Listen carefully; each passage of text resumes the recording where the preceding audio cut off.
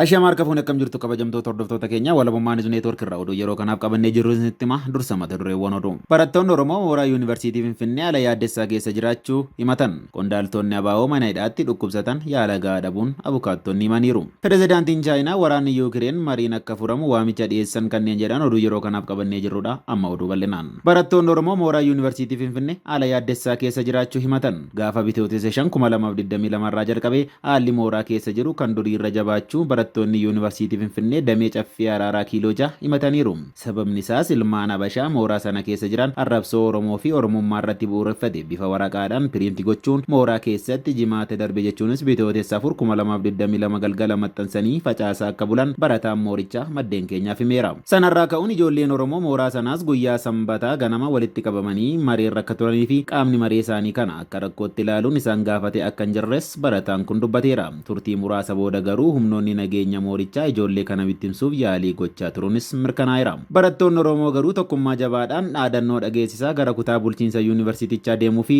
bulchitoonnis galmatti ol dhaquun waliin haasaa turuunis beekameera. Barattoonnis gaaffilee armaan gadii gaafataniiru. Moorichi barattoota waraqaa arrabsoo Oromoo fi Oromummaa irratti qiyyaafate kana maxxansan irratti tarkaanfii akka fudhatu, kanneen alaabaa ilmaan warra kaabaa fi suuraa Minilik ofirraa qabu uffatan irratti tarkaanfiin akka fudhatamuu fi gochoonni tuffii keenya mul'isan kun ammas barattoota keenya irratti kan itti fufaa deemu yoo ta'e nutis tarkaanfii gitu ni fudhanna jechuun akeekkachiisa waliin itti dubbatanii walga'icha xumuruu isaanii barattoonni moorichaa dubbifaman ragaa bahaniiru. Gochoonni akka ribanii barattoota Oromoo irratti rukuttaa gaggeessuu kan itti fufee fi poolisoonni federaalaas gama isaanii goruun doorsisa jajjabaa gochaa jiraachuunis mirkanaa'eera. Barattoonnii fi uummanni Oromoo bal'aanis gurraa fi ija isaa saqqatee waan humnoota kanaan isaan irratti deemaa jiru hordofuu akka qabus barattoonni kun dhaamsa isaanii dhaammataniiru. Qondaaltonni ABO mana hidhaatti dhukkubsatan yaalaa gahaa dhabuu abukaattonni himaniiru. Qondaalli adda bilisummaa Oromoo ABO obbo Battee Urgeessaa mana hidhaatti akka dhibamanii yaala gahaa dhabuun akka isaan yaaddesse abukaattonni isaanii Dr. Tokkummaa Dhaabaa BBC'tti himaniiru.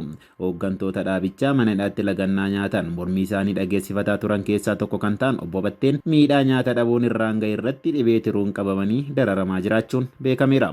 Batteen dhukkuba hamaadhaan dararamaa jira. Waan lamaan akka inni dhibamee jiru quban qaba. Tokko sababa lagannaa nyaataa elektiroolaayitiin qaama isaa keessaa hir'achuun miidhameera. Kanaaf immoo ciisee yaalamuu qaba. Lammaffaa dhibee tiruu heepaatisisiin qabameera. Isa kanaafis hospitaala Takilee Hamaanoot yookaan immoo biyya alaa deemee ciisee yaalamuu qaba kan jedhu doktorri isaa hime jechuun Dr. Tokkummaa Dhaabaa himaniiru. Bakka inni itti hidhamee jiru Burraayyuutti bu'aan qorannoo fayyaa akka inni ciisee yaalamuu qabu agarsiisu hanga dhufutti jedhanii yaalaa dhoowwatan kan jedhan Dr. Tokkummaan erga bu'aan dhufees hin yaalamne jedhaniiru. Isaan kan hanga bu'aan qorannoo biyya alaatii dhufutti ilaalla jedhanii turan akkan quba qabutti bu'aan qorannoo kan dhufe roobii darbe hanga roobii darbeettis ta'ee roobii boodas garuu Batteen ciisee yaalamuudhaaf carraa akka hin arganne himaniiru. Obbo Battee qofa otoo hin taane namoonni waliin hidhaa jiran kaanis dhibamanii jiru. Isaanis yaalaa hin arganne jedhan. Warri kaanis sababuma lagannaa nyaataa kana miidhaan irra ga'eera. Garuu karaa ogeessa yaalaa qoratame wanti irra ga'ame hin jiru. Kennasaa yaansaas akkasuma dhukkubsataa ture. Innis yaala gahaa hin arganne jedhaniiru.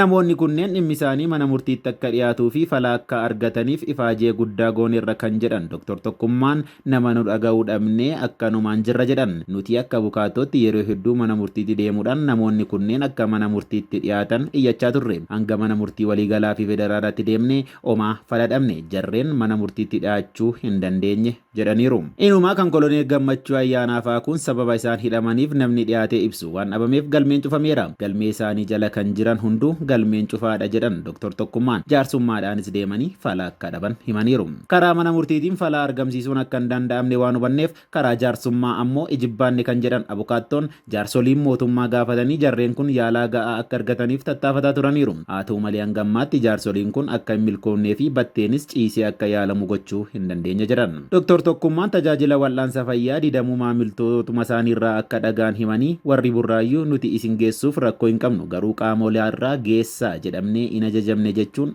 akka maamila isaaniitti himan dubbataniiru. Obbo Battee Urgeessaa namoota hidhaman gaafachuuf gara magaalaa Burraayyuu deemanii akka lakkoofsa Abashaatti gaafa 11/7/2023 konkolaachisaa isaanii waliin to'atamanii turani. Obbo Batteen kanaan dura akka mana hidhaatii ba'aniif manni murtii mirga wabii eeguufis poolisiin gadhiisuu didus gabaasneerra. Garee abukaatoo hooggantoota adda bilisummaa Oromoo ABO kanneen keessaa kan jiran obbo Tuulii Baayisaa akka jedhanitti dubbii himaa dhaabichaa Battee Urgeessaa fi hooggansa paartichaa kan ta'an Gadaa Gabbisaa irratti siruma himanni baname hin jiru. Qorannoo yakka irratti gaggeeffame jedhames adda citeera. Koloneel Gammachuu Ayyaansaa fi miseensa koree hojii raawwachiiftuu ABO kan ta'an obbo Abdii Raggaasaa mana murtii olaanaa federaalaatti wayita dhiyaatanitti manni murtichaa bilisaan isaan gaggeessullee abbaan alangaa mana murtii waliigalaatti oliyyannoo dhiyeessuun akka gadi hin dhiifamne taasiseera jedhan.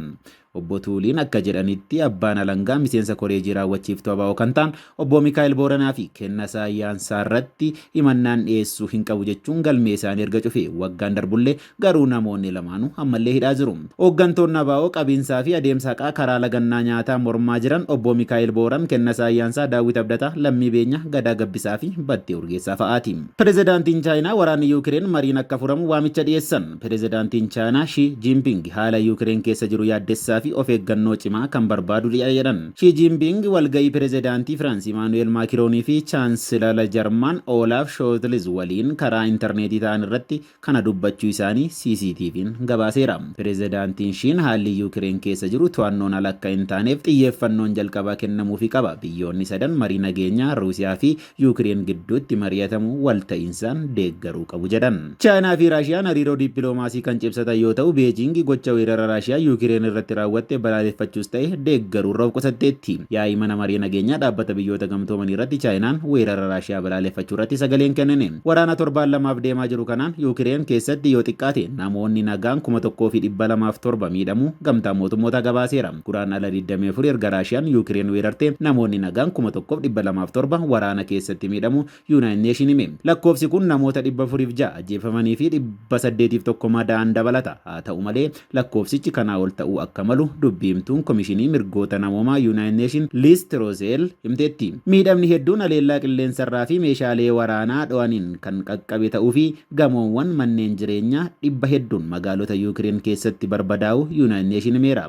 Gaazexeessaan tokko ajjeefamuunis gabaafameera. Naannolee Raashiyaan to'atte keessatti deeggartoonni Yuukireen naannolee ammallee to'annoo mootummaa Yuukireen jala jiran keessatti ammoo deeggartoonni Raashiyaa hidhamaa fi dararamaa jiraachuun akkasa yaaddesses Yuunaayitid Neeshin dabaleefseera. Raashiyaa keessatti namoonni waraana mormuun hiriira ba'an 12,700 ta'an hidhamuu ragaa Yuunaayitid Neeshin ni mul'isa. Qindeessaan olaanaa deeggarsa namoomaa Yuunaayitid Neeshin Maartin Giriinfiitis Yuukireenii fi Raashiyaan lammiileen nagaa karaa darbaa akka qabaatan taasisuu qabu jechuun dubbataniiru. Ulaan kun deeggarsi namoomaa namoota deeggarsa barbaadan bira akka ga'us ni gargaara jedhaniiru. Dhaabbata biyyoota gamtoomanii fi dhaabbileen kaan namoota 100,000 lakkaa'amaniif deeggarsa kennaa jiru. Haa ta'u malee rakkoon nageenyaa bakkeewwan muraasa akka hin geenye isaan dhorkeera. Dubbii Yuunaayitid Neeshin kan dhaga'ame qaamoleen lamaan lammiileen nagaa bakka waraanni jiru akka hin baane si tuggure jechuun walimachaa erga turanii boodadha. Egaan kabajamtoota hordoftoota keenyaa oduu walabummaan neetworkii ammaaf qopheeffanne san gammaa ture. Qophiilee keenyaaf waliin turtii gaarii jenna.